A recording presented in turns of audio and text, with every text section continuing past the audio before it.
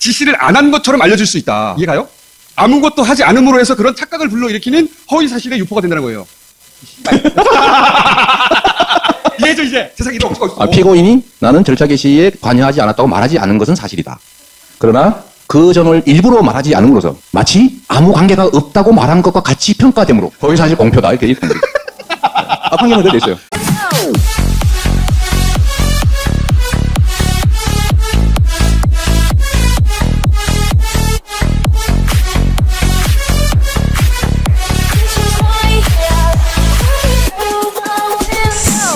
오케이. 네, 잘 지내고 계시죠? 자, 오늘은요, 짧게 이재명 도지사님이 대법원, 그러니까 이재명 변호인 측이 대법원에 공개 변론 요청을 했다고 합니다. 자, 공개 변론이란 게 뭡니까? 공개된 법정에서, 많은 다중의 국민들이 도대체 쟁점이 뭐고, 이재명이가 왜 무엇을 목적으로 저렇게 다투고 있는지, 무엇을 이유로, 도대체 어떤 이유로 저렇게 다투고 있는지를 알게끔 하겠다는 것이죠. 그런데, 대법원이 이렇게 공개 변론 신청을 받아들여진 적은 흔하지 않다고 합니다. 물론 이재명 도지사 변호인 입장에서는 지금까지 선거 때마다 허위사실 공표죄가 무수하게 다퉈져 있는데 이것이 국민들의 시선과 관점 수준에서 논의된 적이 없기 때문에 이번 기회에 한번 국민들의 심판을 한번 받아보자. 공개 변론을 받아보자. 전문가들의 의견을 들어보자. 이해관계인들의 의견을 들어보자. 이런 차원에서 이재명 도지사의 변호인단 측이 공개 변론 신청을 했다고 합니다. 지금까지 2016년도부터 2020년도까지 공개 변론이 받아들여진 적은 거의 없고 공개 변론이 열린 경우가 두세 차례 있는데 그것도 대법원이 주도를 해가지고 공개 변론을 한 것이지 어떤 신청을 받아가지고 공개 변론을 연 것은 흔치 않다고 합니다. 2018년도에 여호와의 증인이 병역 거부를 했죠. 이 종교와 병역법과의 관계성을 공개 변론을 통해서 한번 다퉈본 적이 있고 2020년도인가요? 그때 가수 조용남이가 가수지만 또 화가죠. 이것이 대작이죠. 이 그림을 샀는데 조용남이 거를 줄 알고 샀는데 90 몇 % 이상을 다른 사람이 그린 그림을 나는 조용남이 걸로 알고 샀는데 다른 사람이 대작을 했다. 이것은 사기다. 이것이 다퉈졌는데 대법원에서 공개 변론을 통해서 미술업계에서는 이것이 그냥 하나의 팽비한 하나의 업계의 관행이다. 그래가지고 무죄가 선고됐습니다. 저는 이 판례도 이해가 안 됩니다. 그럼에도 불구하고 대법원이 자청해서 공개 변론을 열었고 업계의 전문가들의 의견을 들었고 조용남이가 이렇게 90 몇 % 화투장을 그리게 하는 것도 죄가 아니다 이런 결론이 났던 것이죠.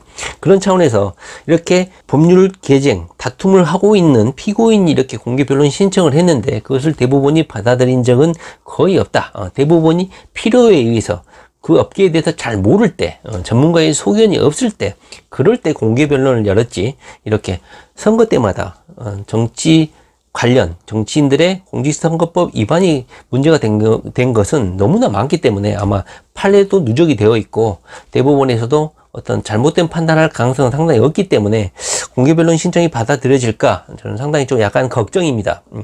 제가 생각하기에는 이것이 받아들여 가지고 2심 재판 판결문에 대해서 오해를 하거나 이해를 하지 못하는 국민들도 많고 법조계 내에서도 치열하게 다툼이 있고 도대체 2심 재판이 도대체 직권남용은 무죄로 선고하고 이렇게 허위사실 공표를 유지를 하는 것에 대해서 앞뒤가 논리 모순인 판결을 한 것이 말이 되느냐 이렇게 법조계에서도 논란이 많이 되고 있는 것은 사실이거든요. 이 부분을 다퉈보고 싶다는 것이고 이재명의 이 죄책이 1360만의 선택을 무력화시킬 정도로 크게 잘못한 것이냐 이것을 공론화시키려는 의도도 있지 않나 하는 생각이 듭니다. 그러나 제가 생각할 때는 이래요. 이재명 도지사가 대부분 대법원이라든가 우리 대한민국의 사법부의 재판을 신뢰를 하지만 양승태 대법관 시절도 있었죠. 대법관도 정치 권력의 장악 그리고 정치 세력의 입맛에 맞춰서 외부와 이렇게 연락을 취하면서 정치인들, 집권 세력의 입맛에 맞는 판결을 해왔기 때문에 이재명 도지사도 정치 권력에 이번에 더불어민주당 친문 세력들이 장악을 했죠. 여기에 입맛에 맞는 판결을 할 수도 있는 것이에요. 그러다 보니까 이재명 도지사가 사법부의 판단을 신뢰를 하지만 이번 2심 재판 같은 경우는 많은 불만을 드러냈어요. 2020년 5월 22일인가요? 김어준의 다수 메이다에 나와가지고 김호준을 만나면 마음이 좀 편한 것 같아요. 그래서 비교적 편한 마음으로 2심 재판에 대해서 자신이 약간의 좀 불만을 드러낸 것 같아요. 20년 이상 변호사 생활하면서 많은 사건들을 다뤄봤지만 이번 몇 가지 눈에 확 튀는 약간 이해하기 힘든 판결문이 몇 개 있었다고 하는데 그것이 바로 자신에 대한 이런 판결이 있었다. 2심 판결문을 여러 번 봐도 이해하기 힘들고 논리적으로 모순인 판결이 있어서 이렇게 대법원까지 심판을 바라고 있다. 그러면서 뭐 몇 가지 덧붙였죠. 2017년에 대선 때 너무 이렇게 대통령에 대해서 너무 적극적으로 도전 의식을 나타내서 너무너무나 상처를 받았다. 그래서 대권에 그렇게 욕심내고 하는 것은 자신이 뭐 크게 후회한다 이런 답변도 했고 현재 자신이 단두대 아래에 놓인 모가지가 곧 떨어질 그런 엄중한 상황에 있다고 하면서 약간 불안한 마음도 드러냈죠. 뭐 이재명 도지사가 기계가 아닌 이상은 이제 대법원 재판에 대해 상당히 좀 걱정스러워하고 스트레스를 받고 있는 것은 좀 사실인 것 같습니다. 물론 김호준이가 적절히 드립을 쳐주고 그리고 이재명 도지사 이 재판의 쟁점이라든가 논란거리를 영상 앞에서도 붙였지만 김호준이가 적절히 드립을 쳐줘가지고 약간 웃기는 해악이 넘치는 그런 걸로 약간 좀 희화화시키긴 했지만 현재 이재명 도지사가 대법원 재판을 앞두고 상당히 스트레스를 받고 있는 것은 사실인 것 같아요. 여러분들도 알다시피 2심 재판은 이재명 도지사의 단 한마디, 그러니까 저는 그런 일 없습니다. 자신은 강제 입원을 시키려고 한 적이 없습니다. 입원에 대해서 부정한 것, 그러니까 소극적인 답변이죠. 이 소극적인 답변, 이것이 적극적인 진술과 같은 정도의 가치를 가지고 있다. 이렇게 2심 재판은 판결을 했어요. 1심 재판은 10번에서 15번 이상의 공개 재판을 통해서 실체 관계에 접근할 가능성이 상당히 큰데 2심 같은 경우는 증인자들도 출석을 하지 않았기 때문에 거의 2차례, 3차례밖에 법정을 열지를 않았잖아요. 그래서 거의 2심 재판이 사실심이긴 하지만 거의 소류에 기반한 그런 재판이 되었다고 봅니다. 그래서 법리 재판을 한 것이고 이재명 도지사 이 전 취지, 도대체 이재명 도지사 사건이 어떤 사건이고 어떤 것이 논란인지는 2심 재판부가 제대로 간파를 못한 것 같아요. 그냥 서류만 넘겨보고 판단하고 어느 한 문장에 그것을 꼬투리 잡아가지고 이재명에 대한 어떤 재단을 하고 있는 게 아닌가 싶어요. 이재명 도지사의 답변은 그 방송 토론회의 그 짧은 시간에 답변했던 것처럼 자신이 강제 입원, 직권을 남용해서 강제 입원을 시킨 게 아니다. 이런 부정적인 거부의 침묵의 답변을 한 것이다. 그래서 이재명 도지사의 변호인들의 이번에 공개 변론 신청 취지가 그거 아닙니까? 이재명의 침묵이 곧 허위사실의 공표냐? 이재명이가 대중들을 향해서 TV 시청자들을 향해서 선거인의 판단을 공정을 그르치게 할 목적으로 고의적으로 공표를 하지 않는 게 아니냐.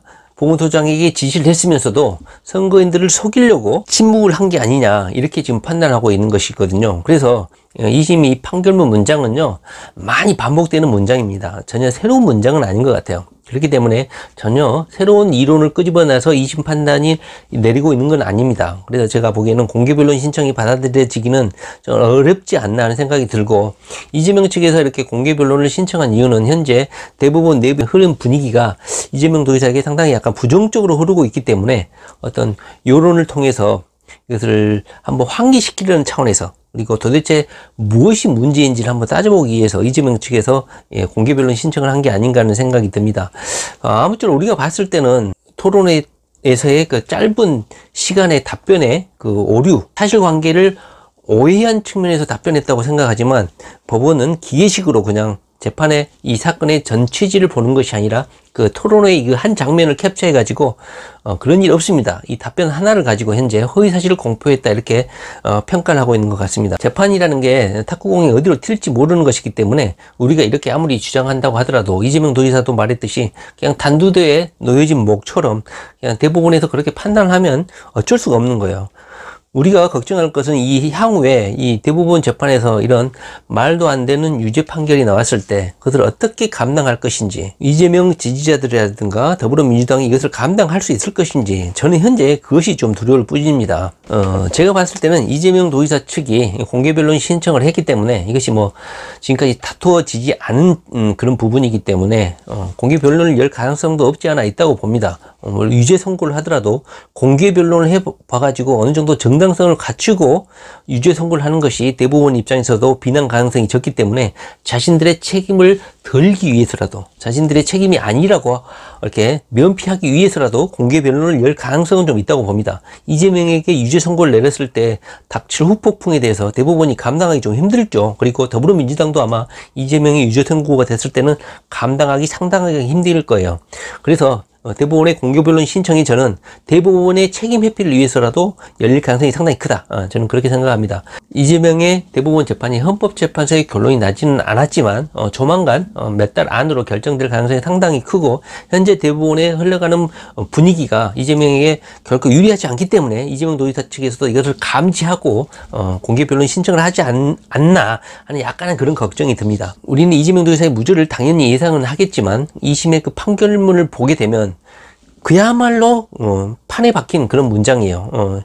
읽어보면 소극적으로 이를 숨기거나 유사한 방법으로 덧붙이는 진술을 하였고, 그것이 선거인의 공정한 판단을 그르치게 할 목적으로 전체적으로 보아 적극적으로 반대되는 사실을 진술한 것과 마찬가지로 사실을 이재명이가 왜곡했다. 이 문장이거든요. 이 문장은요, 지금까지 공직선거법 위반 사건에 거의 감초처럼 등장하는 문장이에요. 그러니까 2심 재판부가 어떤 특정한 문장을 창조한 게 아니라는 것이죠. 그래서 제가 좀 걱정해요.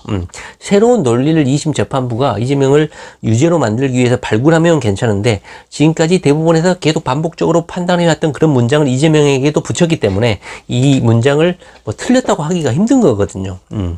아까 아쉬운 것은 이재명이 이 재판의 쟁점, 사건의 쟁점이 직권을 남용해서 이재명 도지사를 형님을 강제로 정신병원에 입원하게 했느냐, 불법적이냐 아니냐, 이것이 다투어져야 되는 것인데, 토론의 절차에서 이재명 도지사가 김용환의 질문을 잘못 이해해서 현재 직권을 남용해서 입원했느냐, 이 부분에 대한 질문으로 이해를 하고 나는 그런 일이 없습니다 이렇게 답변한 것이 허위사실 공표냐, 소극적인 부정이 적극적인 부정으로 등가될 수 있느냐, 현재 이것이 좀 이제 논란이 되고 있는 것 같습니다. 약간 현재 분위기는 이재명에게 불리하게 흘러가고 있지 않나 하는 걱정이 좀 듭니다. 어떻게 흘러갈지는 모르겠지만 향후 공개변론 신청이 받아들여진다면 또 한번 대한민국에 또 후폭풍이 일지 않을까 하는 생각이 듭니다. 물론 그럴수록 이재명의 그 선명성이 공개 법정에서 더 드러날 것이라고 생각하지만 예의주시하면서 좀 지켜봐야 될 것 같습니다. 네, 이재명 도지사 화이팅 파이어.